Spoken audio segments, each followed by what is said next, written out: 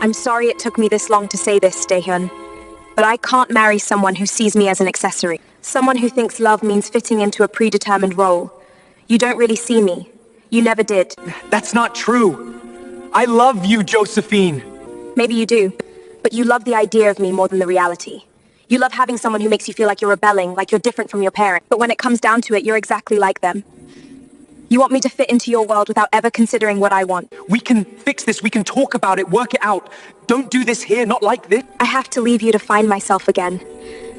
I'm sorry, Daehyun. I really am someone who fits into your world naturally, without having to break themselves into pieces. But that person isn't me.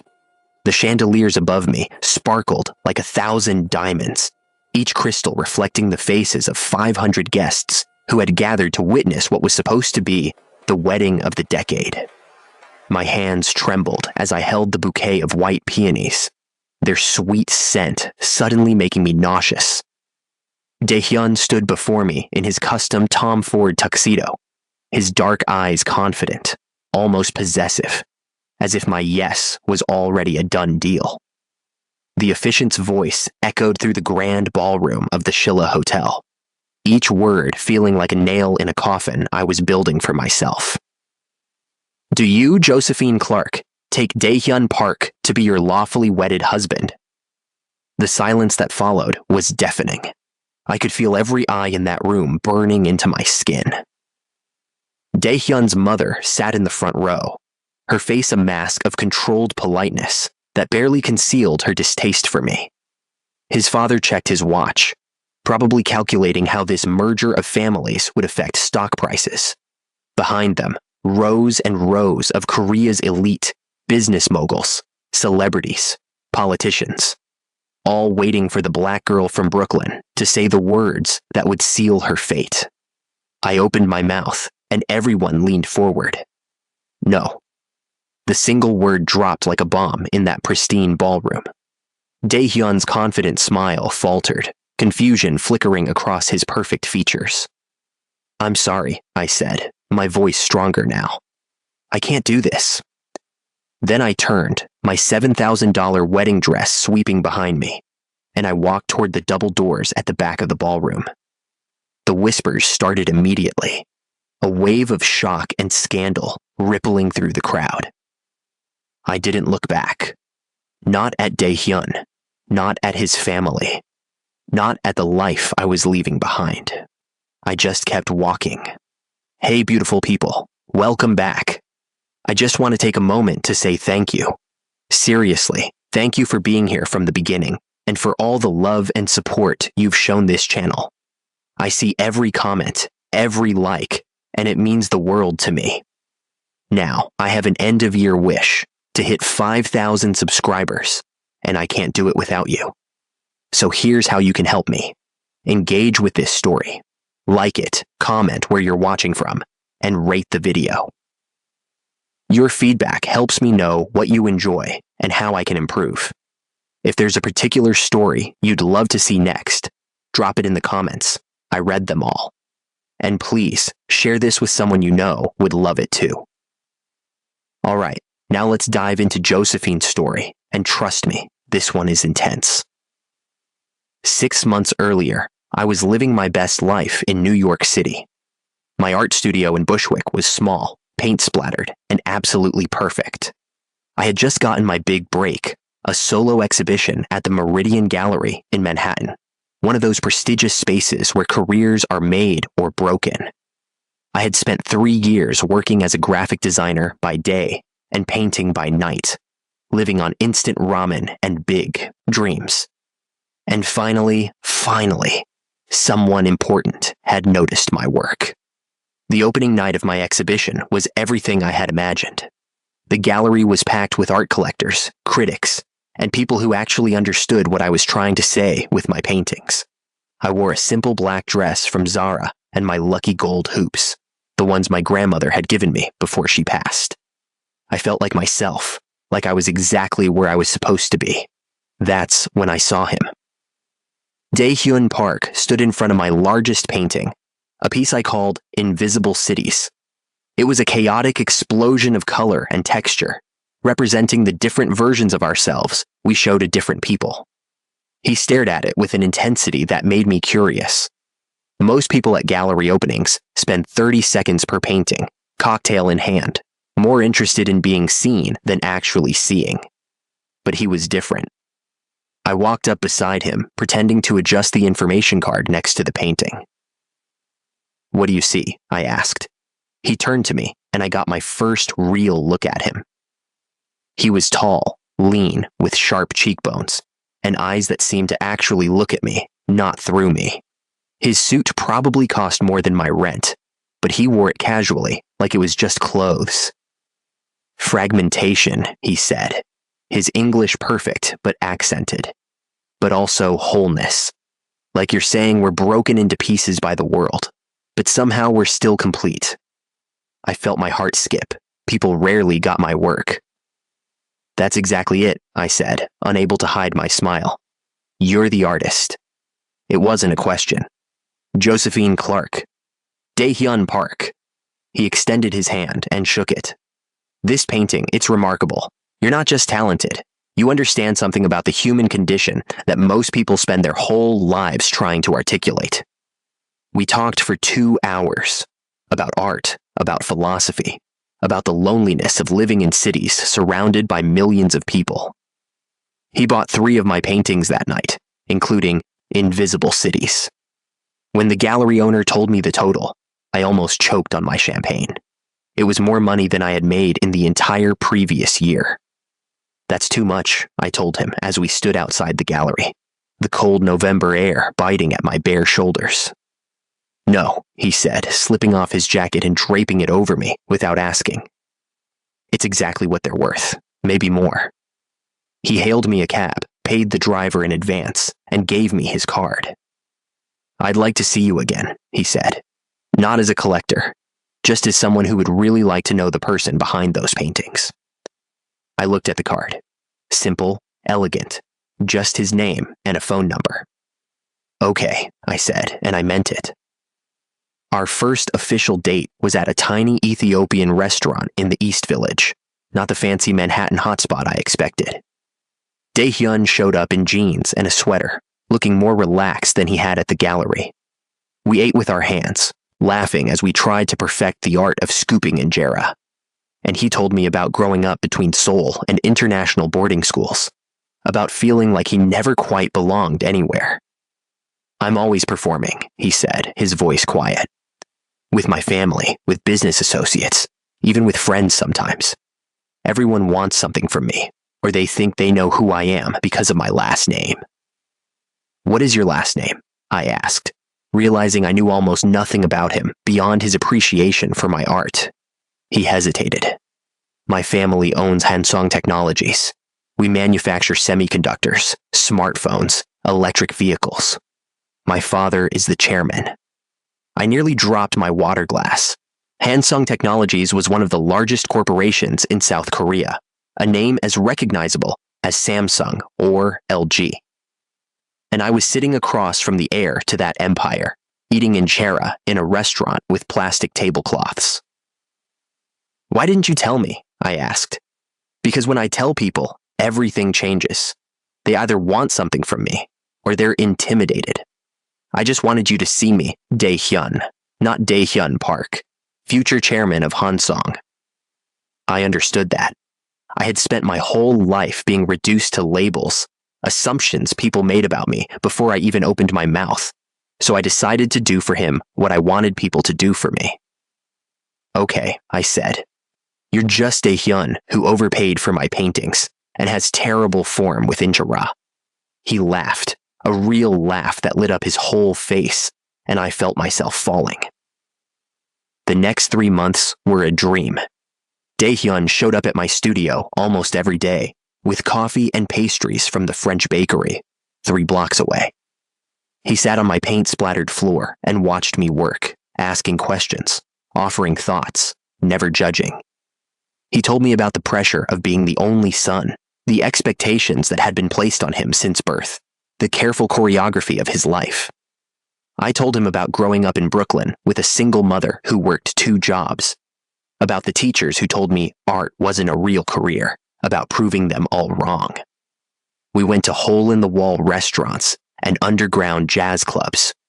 We walked through Central Park at midnight, our breath fogging in the cold air. He kissed me for the first time under the bridge at Bow Bridge, and it felt like the world stopped spinning just for us. But then cracks started to appear. Our 3-month anniversary fell on a Tuesday. I had planned a simple dinner at my apartment, nothing fancy. Just us and takeout from his favorite Korean restaurant in Koreatown. I spent the afternoon cleaning my studio apartment, lighting candles, making everything perfect. 7 o'clock came and went, then 8, then 9. At 9:30, my phone buzzed with a text. Emergency board meeting, can't make it, I'm sorry. That was it. No call, no explanation, just a text. At 10, a courier arrived at my door with a Tiffany box. Inside was a diamond necklace that probably cost more than my entire apartment. The note read, "Forgive me." I stared at that necklace, feeling something cold settle in my chest. This was how he solved problems. With money, with things. Not with his time, or his words, or his actual presence.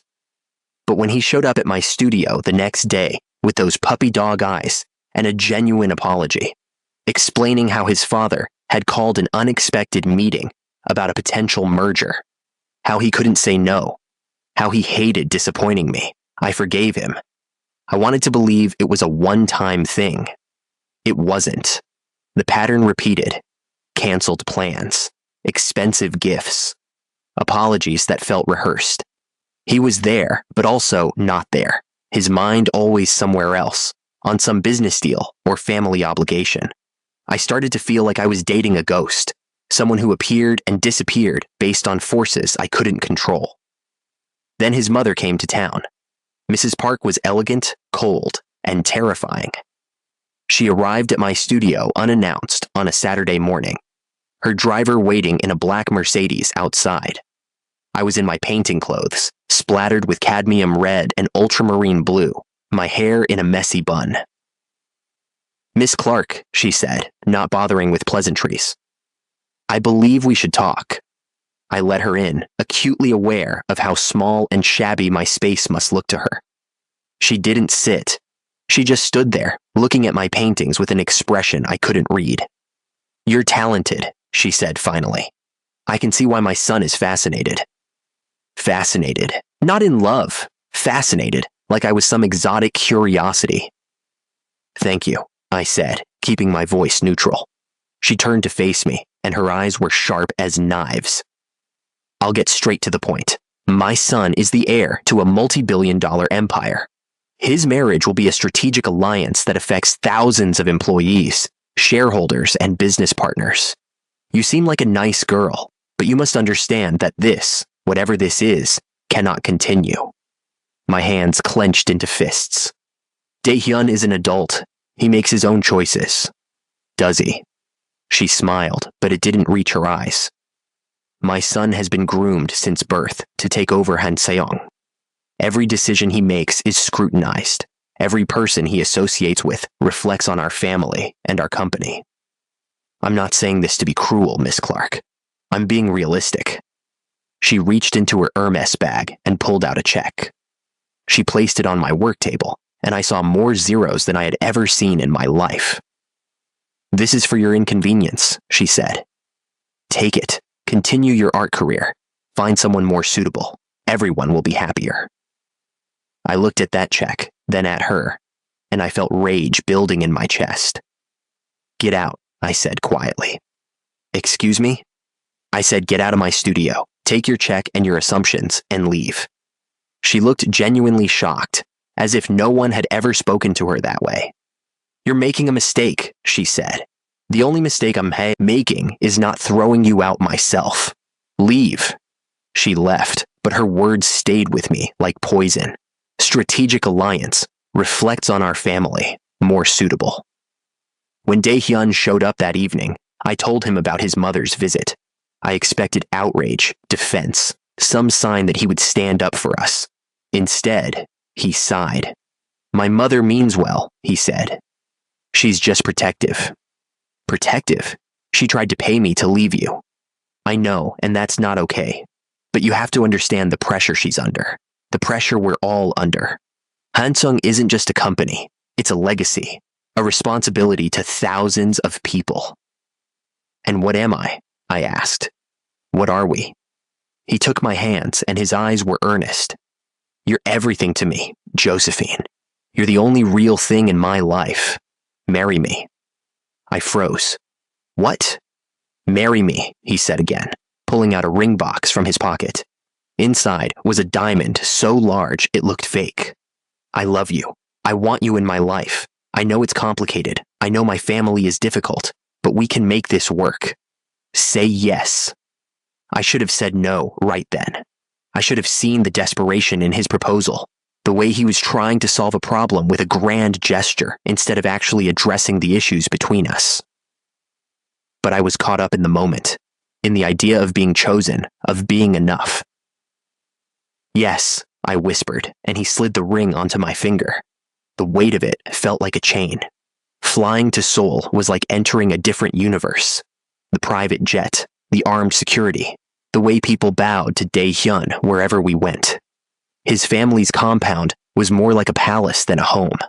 All marble and gold, and spaces so large you could feel lonely just walking through them.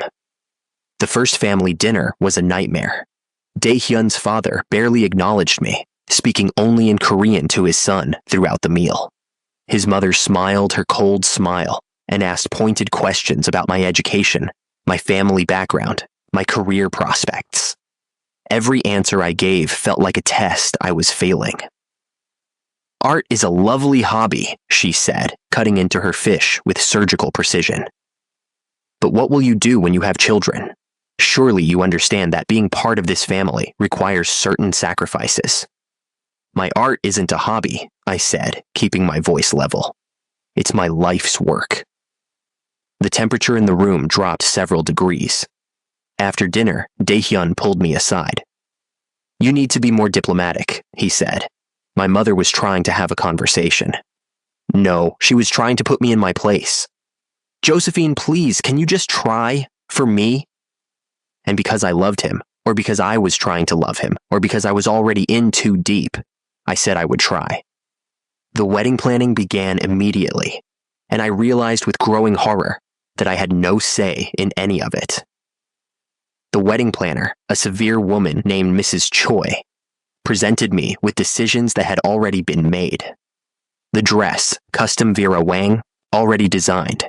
The flowers, white peonies, and orchids, already ordered. The venue, the Shilla Hotel, already booked.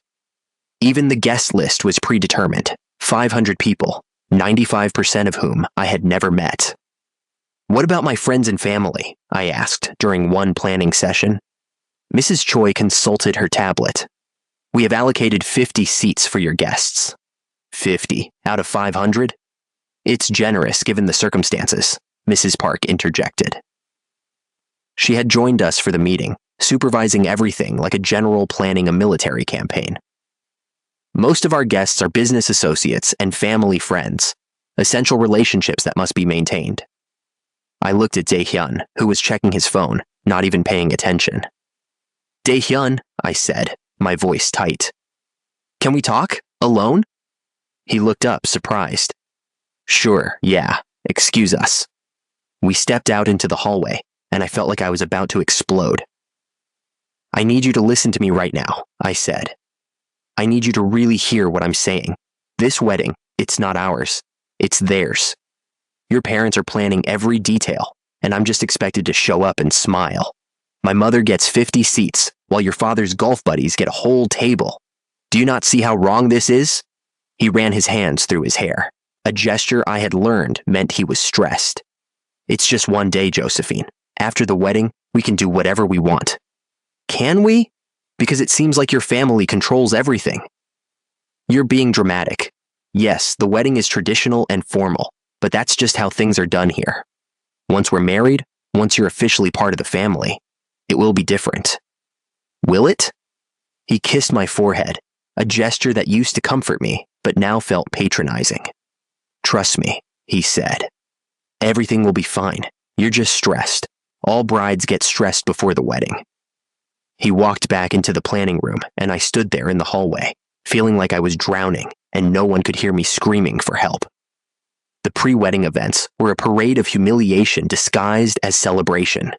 At the engagement party, I was introduced to hundreds of people whose names I couldn't remember, all of whom looked at me with barely concealed curiosity or outright disdain. I heard the whispers, saw the stares, felt the weight of being the outsider, the American, the black girl who had somehow captured the heir's attention. And then there was Hannah. I first saw her at a family dinner 3 weeks before the wedding. She glided into the room like she owned it, beautiful and poised in a way that made me feel clumsy by comparison. She greeted Daehyun's parents warmly, kissing his mother's cheek, laughing at his father's jokes. Then she turned to Daehyun, and I saw something pass between them. "Hannah," he said, and his voice had a tone I had never heard before, familiar and intimate. "Daehyun," she replied, smiling. "It's been too long." His mother was beaming. "Hannah is like a daughter to us," she said, her arm around the woman's shoulders. "She and Daehyun grew up together. We always thought." She trailed off, glancing at me. "Well, that was a long time ago." Hannah turned her attention to me, and her smile was poison wrapped in politeness. "You must be Josephine," she said. "Daehyun's American bride. How exotic." I felt Daehyun tense beside me, but he said nothing. Absolutely nothing. That night, I confronted him. "Who is she?" "An old family friend, that's all." "That's not all. I saw the way everyone looked at her, at you two together.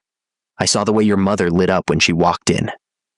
He sighed, that same tired sigh that I was starting to hate. "Fine, we dated, years ago. It was expected, arranged by our families. But it didn't work out. We're just friends now. Does she know that?" "Josephine, you're being paranoid." "Don't do that. Don't gaslight me and call it paranoia. I'm not stupid, Daehyun. I see what's happening here. What's happening is you're letting your insecurities ruin what should be a happy time. Hannah is part of my family's social circle. She'll be at the wedding. You need to accept that and move on." I stared at him, this man I had agreed to marry. And I barely recognized him. The guy who sat on my studio floor and really listened to me. The guy who understood my art, who made me feel seen. Where was he? This person standing before me, dismissive and impatient.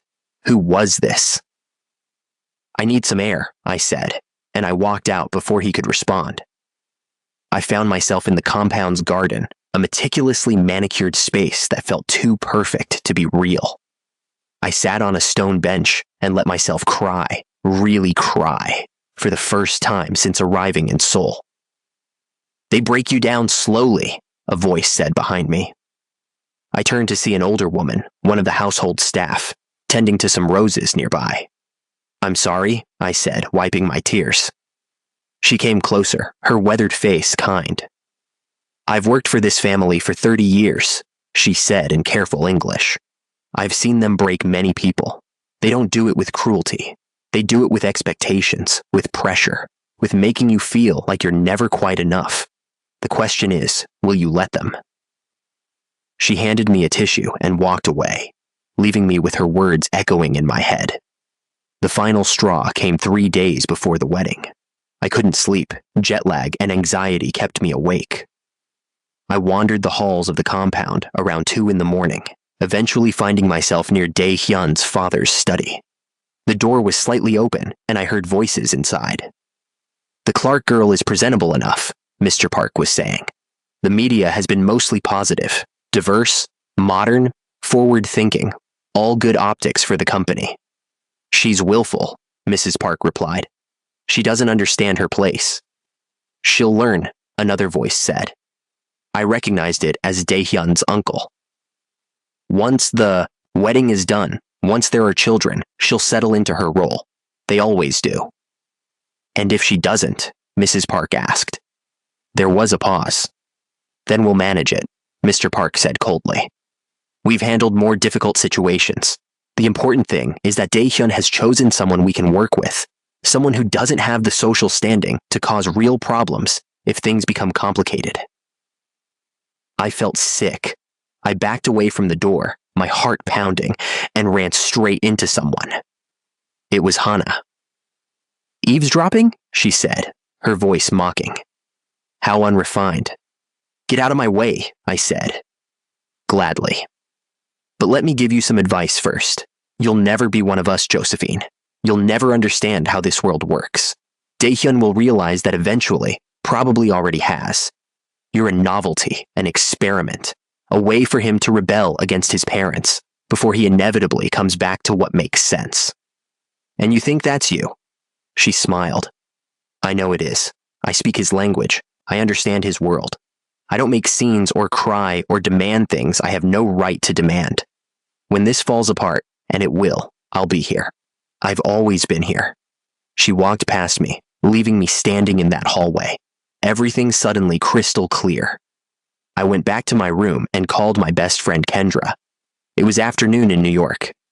"Joe," she answered on the first ring. "Girl, I've been worried sick. You haven't called in weeks." "I can't do this," I whispered.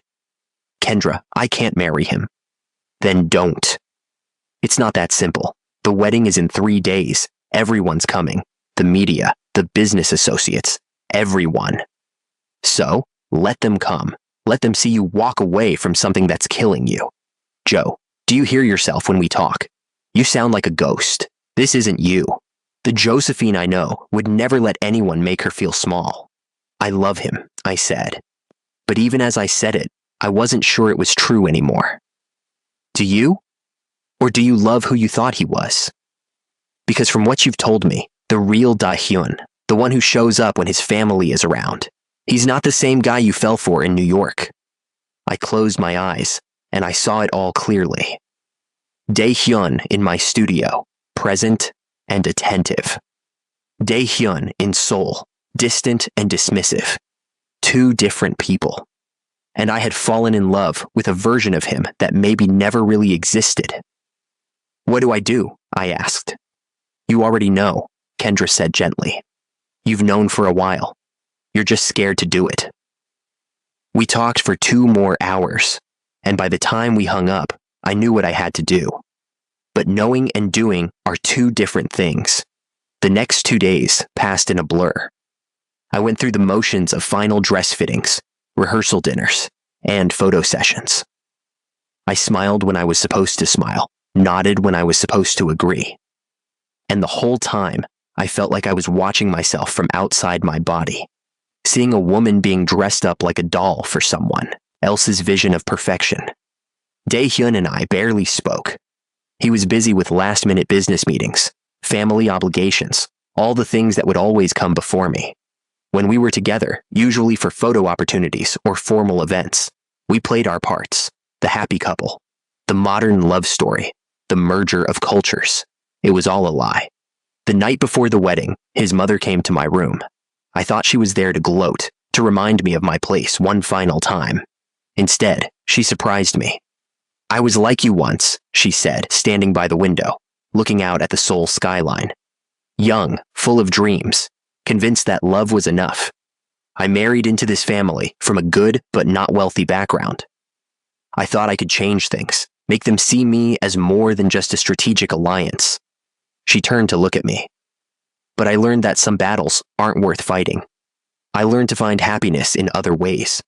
In my children, in my charity work, in the respect I've earned over decades. You could have that too, Josephine. It's not the romance novel's promise, but it's real. It's stable." "Is that supposed to make me feel better?" I asked.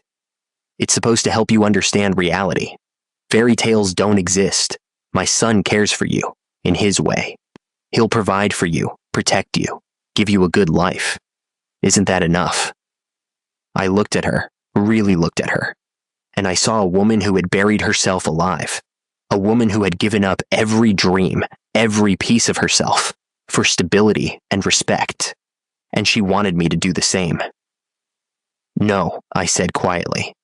"It's not enough, and I'm sorry that you think it should be." She stared at me for a long moment, then nodded once. "Then you're braver than I was," she said, and left. I didn't sleep that night. I sat by the window, watching the city lights, thinking about choices and consequences. I thought about my grandmother, who used to tell me that courage isn't the absence of fear. It's doing the right thing even when you're terrified.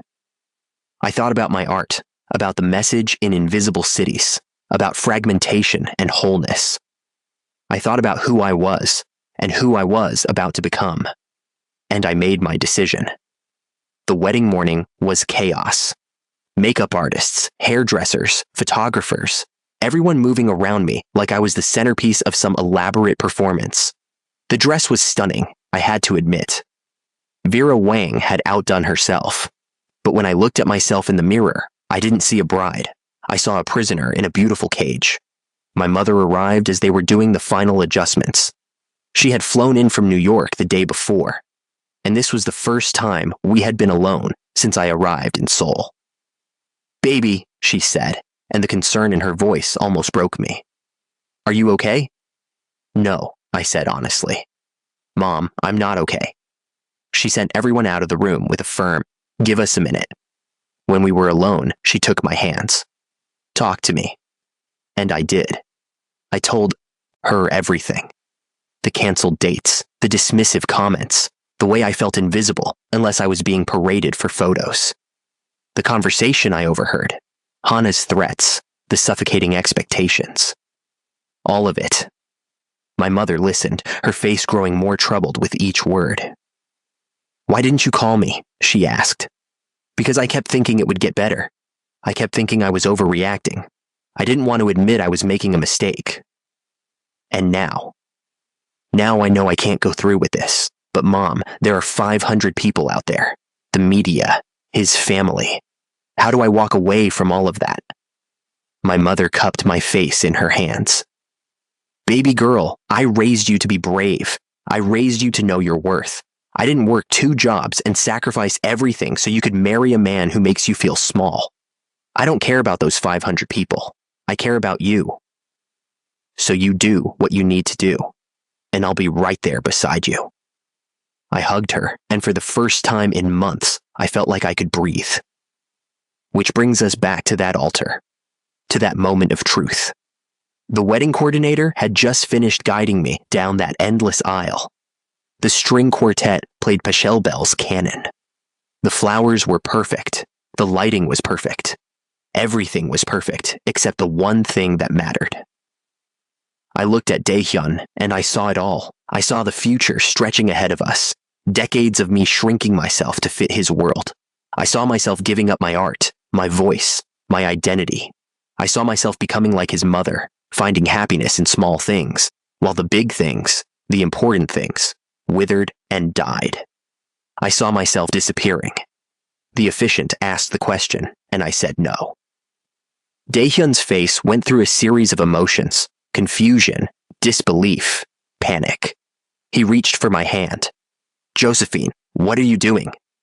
I removed the veil, and it felt like removing a mask. "I'm choosing myself," I said. "I'm so sorry, Daehyun, but I can't marry someone who sees me as an accessory. Someone who thinks love means fitting into a predetermined role.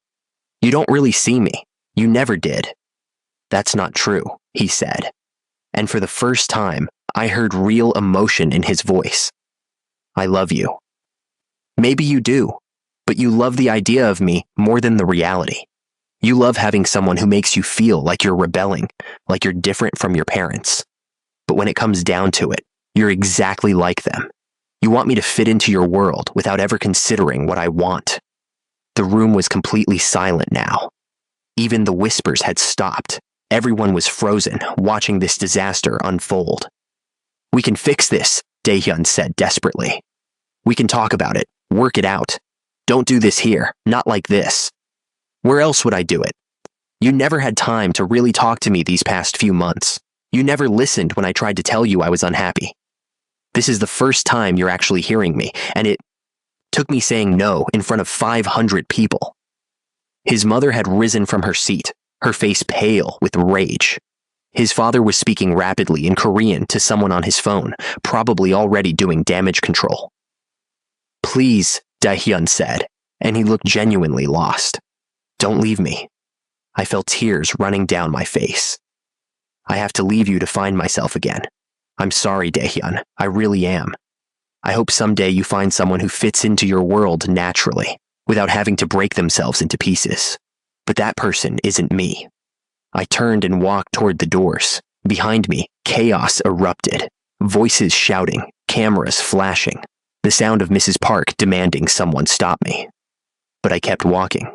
My mother was waiting at the back of the ballroom. She took my hand, and together we pushed through the double doors. Security guards looked confused, unsure whether to stop us or let us pass. In that moment of hesitation, we made it to the elevator. As the doors began to close, I saw Daehyun running toward us, his face a mixture of shock and desperation. "Josephine, wait!" he shouted. The doors closed. My mother squeezed my hand as the elevator descended, and I felt my legs give out. I sank to the floor, my wedding dress pooling around me like a white ocean, and I started to shake, not from cold, from the sheer magnitude of what I had just done. "Breathe, baby," my mother said, kneeling beside me. "Just breathe." "Mom, what did I just do?" I whispered. "Did that really just happen?" "Yes, it did, and I have never been more proud of you." The elevator doors opened to the lobby, and immediately we were swarmed. Hotel staff, security, and worst of all, reporters. Cameras flashed in my face, microphones shoved toward me, voices shouting questions in English and Korean. "Miss Clark, why did you walk out? Was there infidelity involved? Did the Park family pay you off? Is this a publicity stunt?" My mother tried to shield me, but there were too many of them. I felt hands grabbing at my dress, my arms, everyone wanting a piece of the story, the scandal, the spectacle. Then I heard his voice. "Get away from her! All of you, back off!" Daehyun pushed through the crowd, and for a moment, just a moment, he looked like the man I had fallen in love with. Protective, present, real. "Josephine," he said, breathing hard. "Please, can we just talk, somewhere private?" I looked at him, standing there in his tuxedo, his perfect hair disheveled, his eyes pleading, and I felt my resolve waver. Maybe I was making a mistake. Maybe I was throwing away something that could be fixed. Then I saw his mother emerge from the elevator behind him, her face a mask of controlled fury. She whispered something to a man in a suit, probably their lawyer or PR person, and I saw him nod and pull out his phone. They were already managing the situation, already controlling the narrative. And if I stayed, if I went somewhere private to talk to Daehyun, I would get pulled back into that world where my voice didn't matter, where my feelings were just obstacles to be managed. "No," I said. "I'm done talking." "Josephine, please," he said, reaching for my hand. I stepped back. "You had months to listen to me, Daehyun, months to really hear what I was saying. But you only started listening when I humiliated you in front of 500 people. That should tell you everything you need to know about us." "That's not fair," he said. "Fair? You want to talk about fair? Was it fair that I had no say in my own wedding? Was it fair that your mother tried to buy me off? Was it fair that you chose business meetings over our anniversary, over and over again?" He flinched at each question. "I can change," he said desperately. "I will change. Just give me another chance." Behind him, Mrs. Park was moving closer, and I could see the calculation in her eyes. She was going to intervene, going to say something that would twist this situation to her advantage. "I need to go," I said to my mother. She nodded and turned to the crowd. "My daughter needs space," she announced in a voice that commanded attention. "We're leaving now, and anyone who follows us or harasses us will be dealing with our lawyers." I don't know if it was the threat or the conviction in her voice, but the crowd parted slightly. Enough for us to move toward the hotel entrance. "Josephine," Daehyun called after me. "I love you." I stopped just for a second and looked back at him. "I don't think you know what love means," I said quietly. and neither did I until now. Then we were outside, and my mother was flagging down a taxi. I climbed in, my dress barely fitting through the door, and as we pulled away from the Shilla Hotel, I looked back one last time. Dae-hyun stood on the steps, surrounded by reporters and security and his family, looking lost and alone, despite being surrounded by hundreds of people. I turned away and didn't look back again. The taxi driver kept glancing at me in the rearview mirror, this black woman in a wedding dress, tears streaming down her face, and he wisely said nothing. My mother gave him the address of our hotel, a much more modest place than the Park family compound, and we rode in silence through the Seoul streets. Back at the hotel, my mother helped me out of the dress. It took 20 minutes to undo all the buttons and clasps, each one feeling like I was shedding a layer of someone else's expectations. When I finally stepped out of it, standing in just my slip, I felt lighter than I had in months. "What do you want to do with it?" my mother asked, looking at the dress pooled on the floor. I thought about it for a moment. Part of me wanted to burn it, to make some dramatic gesture. But that wasn't me. "Leave it," I said. "Let housekeeping deal with it. I don't want to carry it with me." My mother smiled. Smart girl. I changed into jeans and a sweater, my own clothes, and immediately felt more like myself. I pulled my hair out of the elaborate updo, finger-combing the pins and extensions until my natural curls were free. "We need to get you out of Korea," my mother said, already on her phone, "before the Parks try something." "Try something? Like what?" She gave me a look. "Baby, you just embarrassed one of the most powerful families in South Korea. They're not going to just let you walk away without trying to control the story. We need to leave, now." She was right. Within an hour, she had booked us on the next flight to New York. We checked out of the hotel, and I saw the receptionist's eyes widen when she recognized me. News traveled fast. At the airport, it was worse. Reporters had somehow found out we were leaving and were camped out at the terminal. Camera crews, journalists, all of them shouting questions as we tried to make our way to check in. "Miss Clark, do you have any statement? Are you worried about legal action from the Park family? Was there another man involved?" I kept my head down, my mother's arm around my shoulders, and we pushed through. But then someone grabbed my arm, hard enough to hurt. "You made a fool of that family," a woman hissed at me in English. She was Korean, middle-aged, well-dressed. "You think you can just embarrass them and walk away? You're nobody. You're nothing." Security pulled her away, but her words stayed with me. On the plane, I finally let myself break down completely. My mother held me while I sobbed, all the fear and relief and grief pouring out of me. Other passengers stared, but I didn't care. I had spent months caring what people thought, and look where that got me. "You did the right thing," my mother kept saying. "You did the right thing." But as the plane took off, leaving Seoul behind, I wasn't so sure. I had walked away from security, from wealth, from a life that millions of people would kill for. And for what? To go back to my tiny studio in Brooklyn, to struggle with rent and wonder if I had thrown away my one chance at something big. I pulled out my phone, which had been off since the wedding. Turning it on was a mistake. Hundreds of messages, texts, missed calls, voicemails, all flooding in at once. From friends, from acquaintances, from numbers I didn't recognize. Social media notifications exploding. My name was trending on Twitter. There were think pieces already being written about me, about us, about what it all meant. I opened Instagram and immediately regretted it. Someone had posted video from the wedding, the moment I said no, and it had millions of views. The comments were a mix of support and vitriol.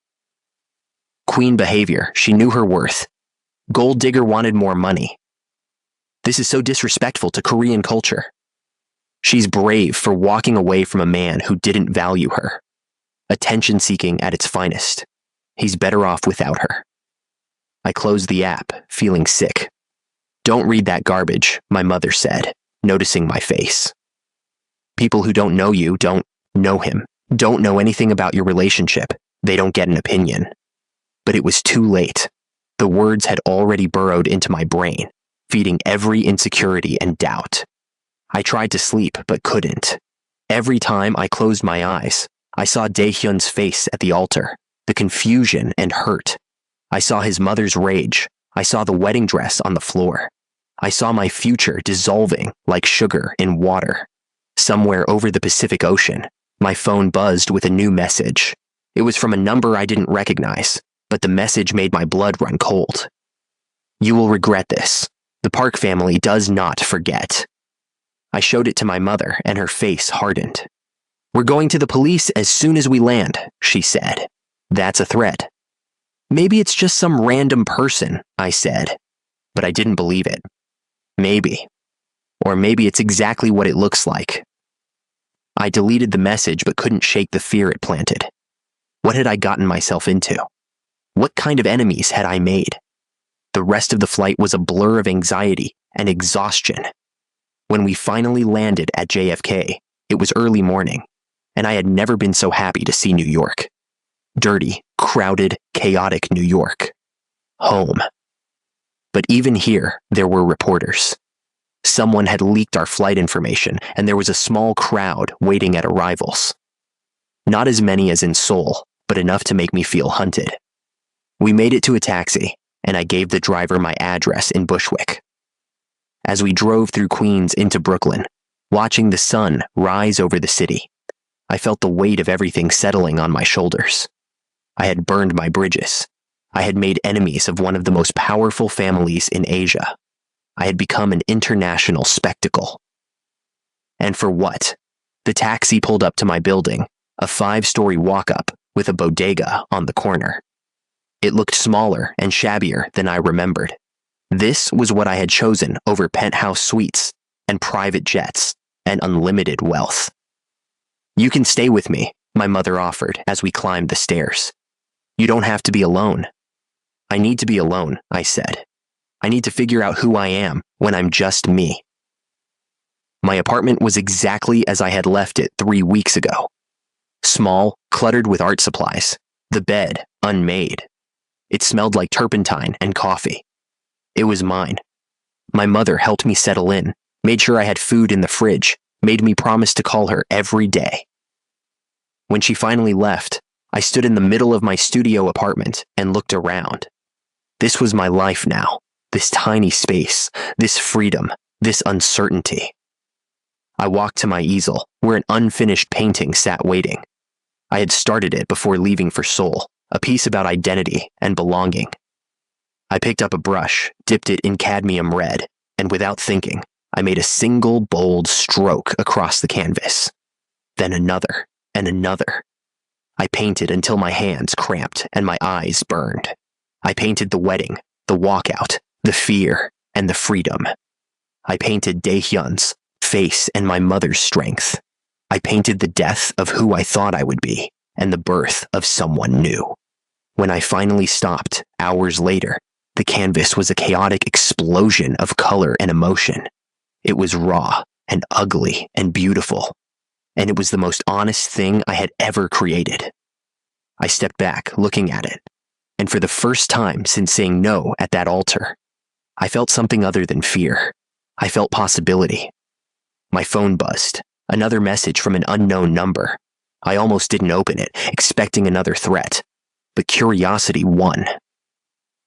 "I saw what you did. I'm a gallery owner in Manhattan. Your story is everywhere, and I looked up your previous work. We need to talk. This is the art world's attention on you right now. What you do next matters. Call me." There was a number and a name. Marcus Rivera. Rivera Contemporary Gallery. I stared at that message for a long time. Maybe walking away wasn't the end of something. Maybe it was the beginning. But as I looked around my small apartment, at the uncertain future stretching ahead of me, at the painting that represented everything I had just survived, I realized something important. I had no idea what happened next, and that terrified me. But it also thrilled me in a way nothing had in months. I was free. I was broke. I was scared. I was the subject of international gossip and possibly in danger from a powerful family who didn't forgive humiliation. But I was me again.